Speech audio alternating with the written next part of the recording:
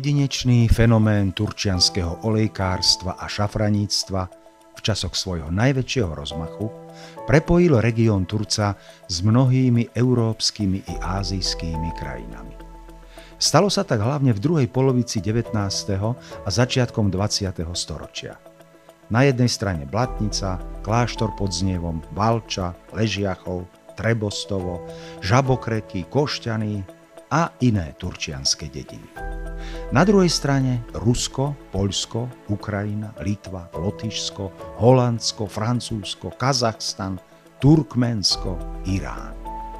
Všade tam, aj inde, zanechali turčianski olejkári a šafraníci svoje stopy.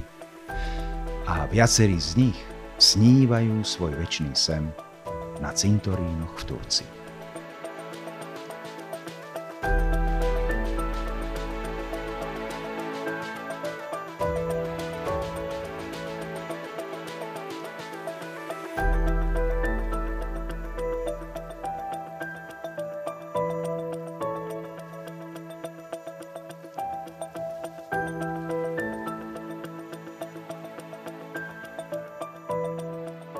Obyvateľstvo Turca živila počas 18. a 19. storočia najmä poľnohospodárska činnosť a remeslá. Chudoba, máloúrodná pôda, ako i bremeno poddanských dávok však nútilo ľudí hľadať si doplnkové zdroje obživy. Rozvinutie svojráznej tradície domáceho liečiteľstva a výroby liečivých olejov tu registrujeme už v 17. storočí. Tajomstvo olejkárskej praxe si Turčania osvojili zrejme vďaka pôsobeniu jezuitského rádu v kláštore pod Znievom. V polovici 18. storočia sa jej venovali stovky rodín vo viacerých turčianskych dedinách. Pre Turiec malo mimoriadny význam olejkárstvo, šafraníctvo a havzírstvo. Ale keby sme išli v slede historického vývoja, tak by sme začínali pri olejkároch a pri kláštore pod Znievom ako centre jezuitského rádu, ktorý tam mal svoj kláštor, pri ňom lekáreň a aj dá sa povedať, že také záhradky a políčka, kde sa pestovali rôzne liečivé rastliny. V kláštore pod Znievom bola vďaka mníchom vybudovaná druhá najstaršia botanická záhrada na svete. Bolo to po botanickej záhrade, ktorá sa nachádza v Taliansku, v Padove, ktorá bola postavená v roku 1578. V okolí kláštora stále môžeme nájsť pár druhov vzácnych stromov a podobne, ktoré sa z tejto botanickej záhrady zachovali. No a vlastne oni položili ten základ toho bylinkárstva a olejkárstva u nás v kláštore pod Znievom. A olejkárstvo a obchodovanie s bylinkami sa viacej u občanov rozvinulo po odchode jezuitov zo Znieva. A aj preto je možno, že kláštor považovaný za akúsi kolísku bylinkárstva a olejkárstva v Turcii. Miestni, ktorí vypomáhali práve mníchom, sa naučili variť a robiť rôzne druhy liečiv a receptov práve aj od týchto mníchov a bol vydaný receptár. Konkrétne v tomto receptári bolo uvedených 26 receptov pre ľudí a bolo tam 5 receptov pre liečenie dobytka. Základom olejkárskej činnosti bolo niekoľko druhov liečivých olejov. Kosodrevinový, limbový, borievkový, rascový, terpentínový, rozmarínový či feniklový. Oleje sa získavali destiláciou alebo lisovaním rastlinných častí. Koncom jesene, po završení poľnohospodárskej sezóny, uložili olejkári svoje oleje, liečivé rastliny a masti do olejkárskej skrinky, respektíve tzv. Pudla. Každý olejkár mal skrinku zhotovenú podľa vlastnej potreby. So sebou si zobrali len nevyhnutné veci. Receptár, pas, povolenie predávať liečivá, jedlo a pitie. Takto vybavení vyrazili húfy olejkárov s drevenou krošňou na chrbte do sveta predávať svoje produkty. Oni sa museli s tou rodinou rozlúčiť. Niekedy si ten otec zobral, 12-14 ročného syna so sebou a vlastne ani nevedie, kde ide. A koľko razy sa ani nevrátili, pretože, ako som ja počula, včera mi rozprávala práve tá Vierka od Hraškov, že ich rodina sa vo Volge utopila. Prišla veľká voda, oni išli na koňoch, na voze a ostali v tej rieke a nevrátili sa nikdy. Takže tá história týchto olejkárov je veľká. Zanechali nám naozaj takú vzácnu históriu, že by bolo dobre, aby o tom aj ďalšia generácia naozaj vedela.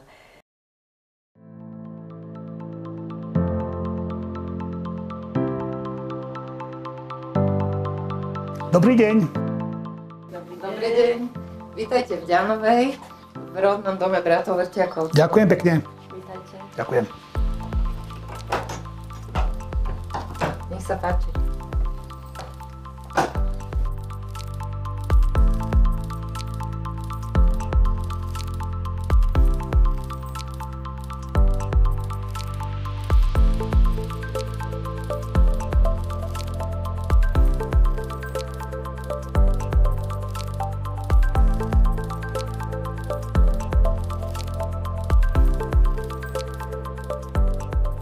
Celkovo by sa mohlo zdať, že po historickom fenoméne turčianskeho olekárstva a šafraníctva toho zostalo veľmi málo. Rodný dom bratov Vrťakovcov v Ďanovej je ale dôkazom, že stále žijú medzi nami ľudia, ktorým bytostne záleží na uchovaní pamiatok spojených s týmto jedinečným fenoménom.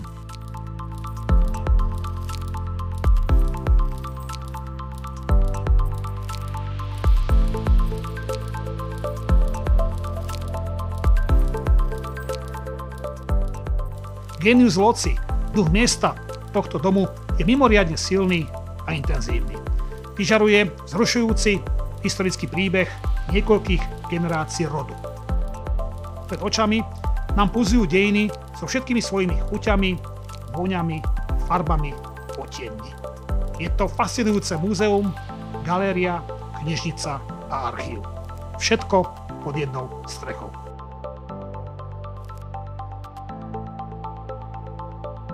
Opúšťame voľakedy chýrnu olekárskú obec Ďanová.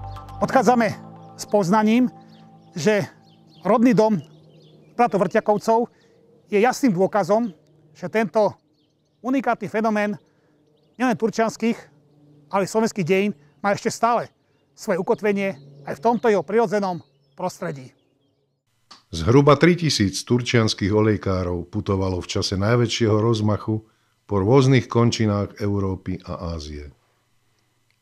Od Francúzska až po Sibír, od Holandska až po Perziu. Niektorí z nich prenikli i do vysokých mocenských a spoločenských kruhov, napríklad k ruskej cisárovnej Kataríne II. V metropolách Ruska a Poľska založili viacero veľkých obchodných domov.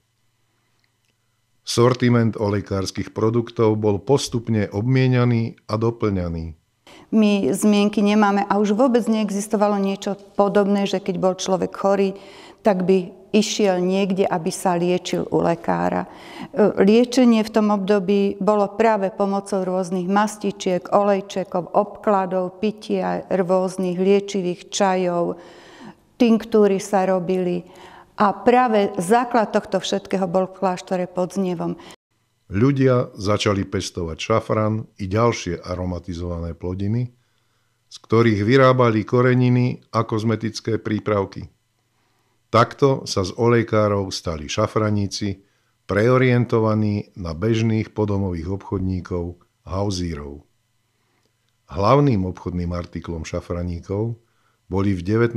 storočí rôzne predmety dennej potreby. Mydlo, voňavky, pečatný vosk, galantérny tovar, detské hračky. Môj starý otec ako chlapcovi mi tiež spomínal, že najväčší šafraníci a olejkári, ktorí chodili, on to nazýval do Ruskej, tak sa zúčastnili v takejto cesty, hlavne s blatničanmi. My sme im doviezli reťazky na uviazania kráv. Keď sme im uviazali kravy, ktoré dojili, tak ostali vygulené z toho. My sme doma si vyrábali plátno, tak som zobral aj celý bál plátna, ktoré som tam ponúkol tým ľuďom, ktorí tam žili. A veľmi s radosťou si ho rozobrali, ten bál toho plátna. Lebo z toho sa dali ušiť nohavice, z toho sa dali ušiť košele. A boli sme populárni z Rakúsko-Uhorska, keď sme navštívili ruskú zem. Obchodníci často putovali na kárach a vozoch ťahaných koňmi. Jedna hausírska cesta trvala najmenej 2 roky a viedla zväčša cez Varšavu do Ruska. Keď títo ľudia odchádzali na cesty, tak sa lúčili, ako keby odchádzali na poslednú. A skutočne rizika, ktoré na týchto cestách prinášali, k tomu nasvedčovali. V tejto knižke Slovenský obchodník je popísané, ako v hroznom blate, s komármi, v zime tlačili vozy. Keď nevládali, zostali uviaznutí, išli peši do najbližšej dediny a z najbližšej dediny pozvali pomoc. Keď som mu dal otázku, veď tie kone potrebovali žrať. Keď sme sa zastavili pri gazdoch, ktorí po tej ceste boli, tak nikdy nás nevyhnali, ale vždy nás priklonili, vždy nám dali aj pre tie kone, ba aj pre nás mnohokrát. Neboli sme nároční. Medzi turčianskými šafraníkmi a úradnou vrchnosťou existovalo dlhodobé pnutie. Šafraníci totiž často nerešpektovali vládne nariadenia a zákony. Napriek hrozbám a trestom sa ale nemienili vzdať obchodného podnikania. Ich reakciou na rôzne formy právneho i sociálneho napätia a konfliktov bol vznik tajného šafraníckeho jazyka. Dorozumievali sa ním tak, aby im nikto nerozumel. Základným princípom jazyka bolo zatajiť nezainteresovanému zmysel a význam slov. Neskôr dostal šafranícky tajný jazyk charakter slangu. Ak sa im cestou minuli nejaké olejčeky, tak sa snažili si pomôcť tým, že išli do miestnej apatieky a tam, kde sa dalo, kúpili napríklad terpentínový olejček alebo nejaký lieh a potom to, čo mali, rozriedili a predávali to ako originál. No sťažnosti sa začali vyskytovať, ľudia sa sťažovali u panstva, sa tieto sťažnosti na šikovných, dokonca takých vychytrálých turčianskych olejkárov dostali až na cisársky dvor. A v roku 1748 Mária Terezia vydala patent, ktorý sa týkal vyšetrovania niektorých pokútnych praktík turčianskych olejkárov, ktorí používali aj také zmesy, ktoré ublížili tým ľuďom. Ja nehovorím, že všetci, ale bolo ich dosť. V roku 1871 bol na základe nariadenia Kráľovskej kancelárie povolený obchod s liečivami uhorským daňovo povinným občanom len na území Uhorska. Olejkári už nesmeli roznášať žiaden iný liek okrem povolených. Liek musel preskúmať obvodný lekár, ktorý vydal atest. Bez tohto atestu nemohla príslušná stolica vydať pas. Olejkárstvom a neskôr šafraníctvom sa z dedín predhoria Veľkej Fatmy najväčšmi živili obyvatelia Blatnice. Podomový obchod tu ani v druhej polovici 19.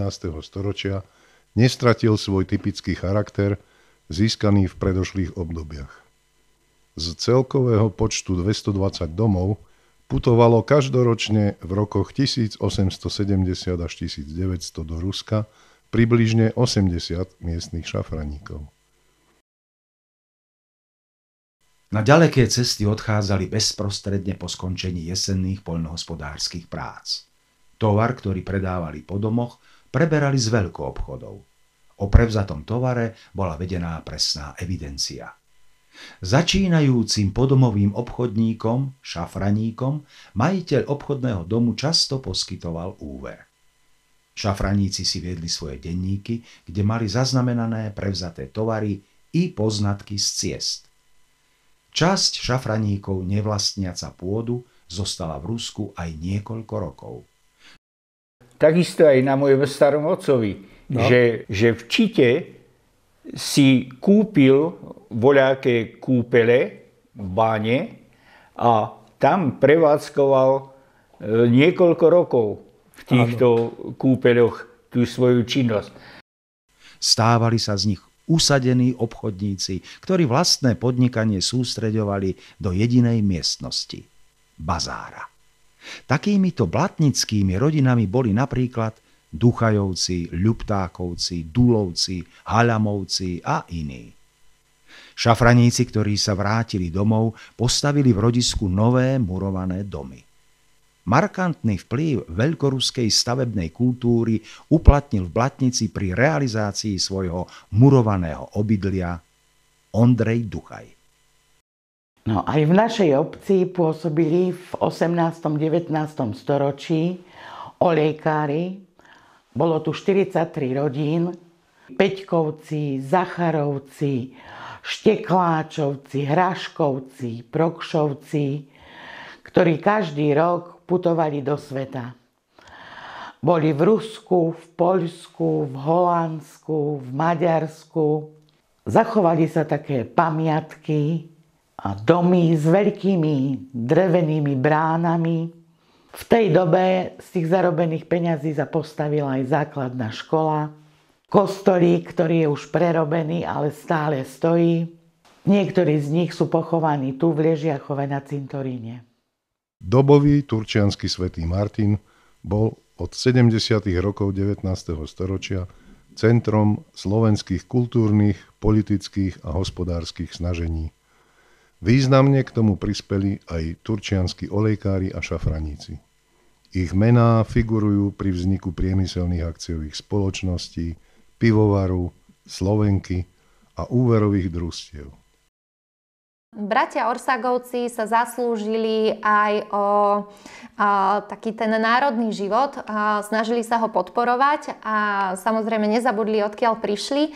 A dali dokonca polovicu nákladov, ktoré boli použité na stavbu dnešného komorného divadla. Vtedy to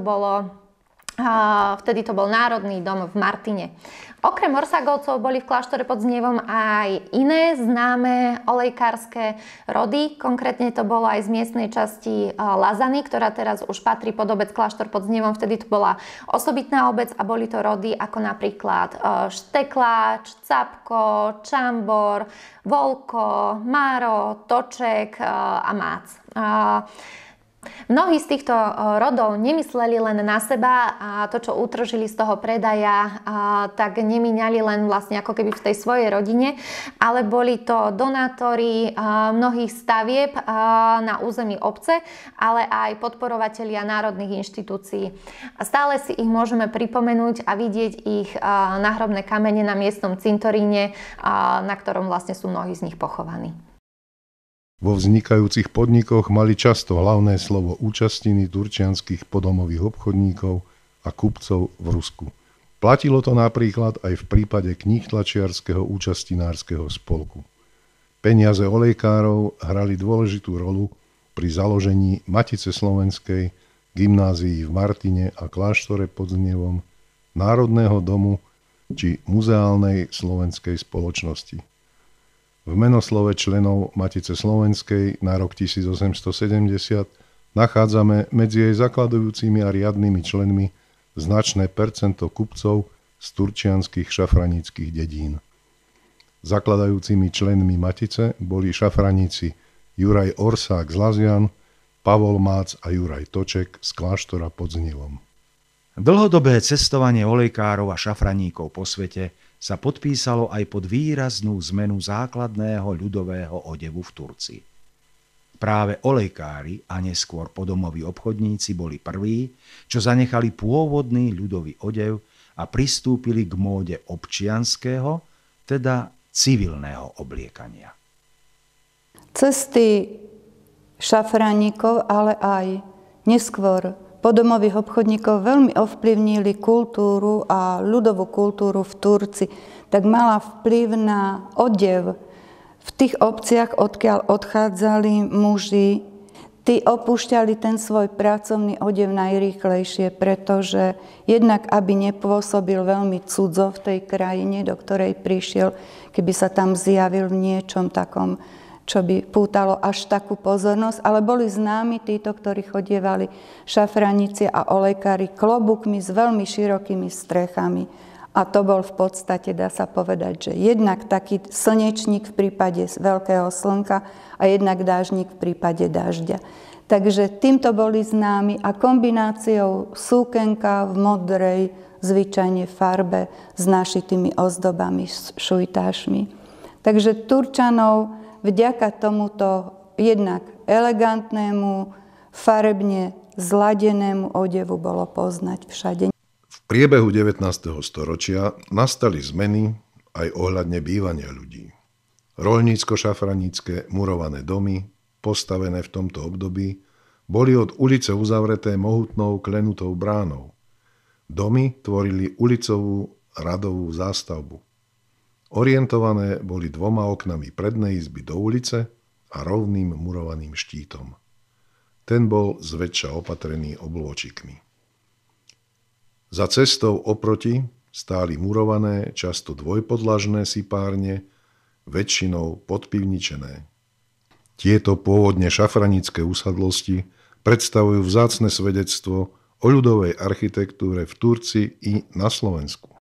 Jedinečný fenomén turčianskeho olejkárstva a šafraníctva so silným medzinárodným rozmerom prenikol aj do sféry výtvarného kumštu a umeleckej spisby.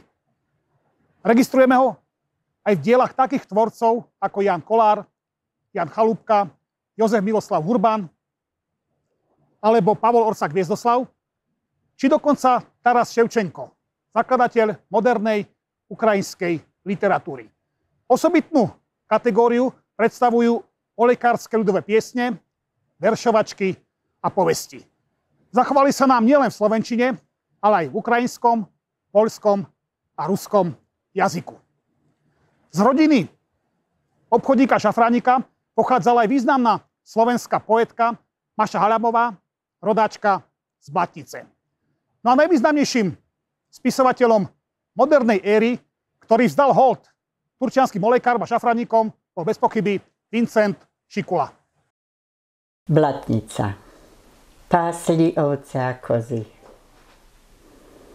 Jedávali zemiaky, kapustu a brinzu. Deťom sa snívalo, že budú z nich kupci. Budú niesť na chrbtoch postroje na kone a remene. Že zajdu a za Bajkál donesú domov cárske ruble, pelmene a čaj. Že tak ako ich otcovia budú meniť byliny za byliny. Prvá svetová vojna zastihla turčianske šafraníctvo v poslednej vývojovej fáze. Tisícové masy schudobnených olejkárov a šafraníkov sa vracali z cárskeho Ruska už pred vojnou alebo v jej priebehu. Medzi olejkármi sa šíla zväzť, nechoďte tam, lebo bola revolúcia a bolševici vás o všetko oberú.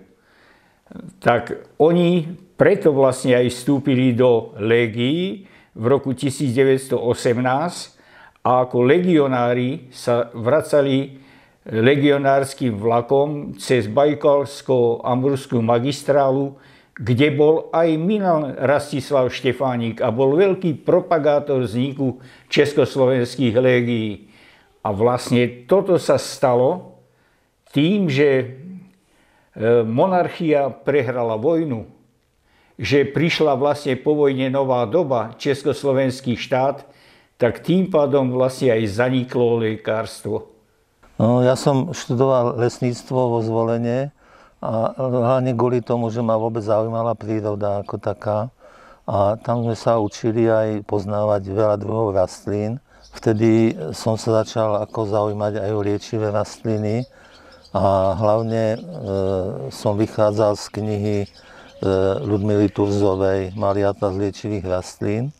tu boli mnísi v kláštore pod Znievom, ktorí boli vzdelaní a ktorí sa vyznali v liečivých rastlinách. A to bola tá tradícia, z ktorej potom vychádzala asi aj táto Ľudmila Turzová z Martina, ktorá od nich podchytila tiež nejaké tie spôsoby prípravy liečivých prípravkov. Potom doplnil jej syn o také ako aj recepty na prípravu nejakých čajov. Tak to bolo pre mňa taká inšpirácia vlastne, že tiež využívať liečivé rastliny. Najviac, keď som pestoval, tak asi 42 rastlín som tu pestoval na Blažovciach. Využívam ich len na výrobu tých 6 druhov čajov, ktoré sú ako na rôzne ako neduhy. Tak samotné liečiteľstvo, akože poradiť ľuďom a tak to ani nerobím, len doporučím jeden z tých druhov čajov. Na to, čo svojou činnosťou po sebe zanechali olejkári a šafraníci, môžeme byť v regióne Turca právom hrdí. S istou dávkou humoru možno povedať, že zhoda rôznych okolností a náhod nás priviedla priamo k ich nasledovníkom, pôsobiacim v meste Martin. No, zlomovým okamihom preto, aby tá tradícia mohla preniknúť, ako sme spomenuli, sem k nám do Turca, bola návšteva nášho príbuzného, ktorý sa zjavil v Martine a mal pre nás veľmi zaujímavú myšlienku. Možnosť aktuálnu zúčastniť sa aktívne na zavádzaní produktov švajčiarskej firmy Just na slovenský trh. My sme boli samozrejme zvedaví a pozerali sme si katalóg produktov, kde nás upútalo, že hlavnou účinnou zložkou týchto produktov sú liečivé byliny. Tak sa nám hneď v pamäti prebleskli útržky z histórie, kde v Martine fungovali napríklad rodina Turzovcov, Dulovcov, jezuiti, ktorí v kláštore zbierali bylinky a varili z nich liečivé čaje. A takisto sme si spomenuli na niektoré zaujímavé príhody z knižky Jozefa Hrozienčíka, ktorý dokumentuje časť tej doby. Naviac sme zistili, že aktuálny sortiment výrobkov bol vyrábaný na základe starých ľudových receptúr, ktoré boli známe hlavne v kantone Appenzell, ktorý je známy vo Švajčiarsku práve tým, že tam bylinkári kedysi žili. Samozrejme, že teraz v modernej dobe, aby sa udržal trend, využívajú výdobytky a výsledky výskumov svojho vlastného laboratória, ktoré pridáva určitú hodnotu starým receptúram, čo sa týka kvality a účinkov. My sme zhodnotili 30-ročné účinkovanie na trhu a naše rozhodnutie spolupracovať so Švajčiarmi ako veľmi skvelú myšlienku. Vidíme to podľa toho, že náš zákazník má stále o nás záujem a v podstate teraz prekrývame už našimi firmami celé územie Čiech a Slovenska, kde naši odborní poradcovia, vzdelaní, prostredníctvom našich produktov, ktorých veľmi dôležitou súčasťou sú eterické oleje, uspokojujú zákazníkov, ktorých dopyt neustále rastie, čo je pre nás veľmi významným krokom. Utvrdzuje nás to v tom, že priamy predaj je stále veľmi aktuálnym spôsobom predaja, pretože kontakt so zákazníkom, tak ako ho robievali v histórii olejkári, je stále žiaduci a je veľmi efektívny. Darí sa nám. A preto sme sa rozhodli, že o svoj úspech sa podelíme aj s tými, ktorí pomoc druhých, aby si zlepšili svoj život, potrebujú nevyhnutne. A preto sme založili nadáciu, ale o tom už by vám pár slov povedal Milan Adamec. Tiež si myslím, že Just Slovensko svojím spôsobom naväzuje na tú dlhoročnú tradíciu olejkárstva a šafraníctva a k takému návratu k naturálnym hodnotám sa snažíme prispievať tiež. Myslím, že to založenie nadácie skutočne bol dobrý krok, zvýrazňuje našu snahu ľuďom všestranne pomáhať. Financovaní liečebných pobytov, rehabilitácií, nákupe nejakých zdravotných pomôcok napríklad, tak sa nám podarilo už rozdať za 11 mesiacov fungovania nadácie viac ako 40 000 eur. Doba sa zásadne zmenila. Zmenili sa formy, prišli moderné technológie, žijeme úplne iné časy. Avšak odkaz turčianskych olejkárov, ktorí dnes rozvíjajú naši priatelia tu v Martine, naplňa ich základný zmysel činnosti. A to je pomáhať aj v dnešných časoch ľuďom, ktorí to bytostne potrebujú. Ako spomína pán učiteľ Ilavský v Blatnickej kronike, a ako to aj zapísal, Blatnica bola do 19. storočia drevenou dedinou.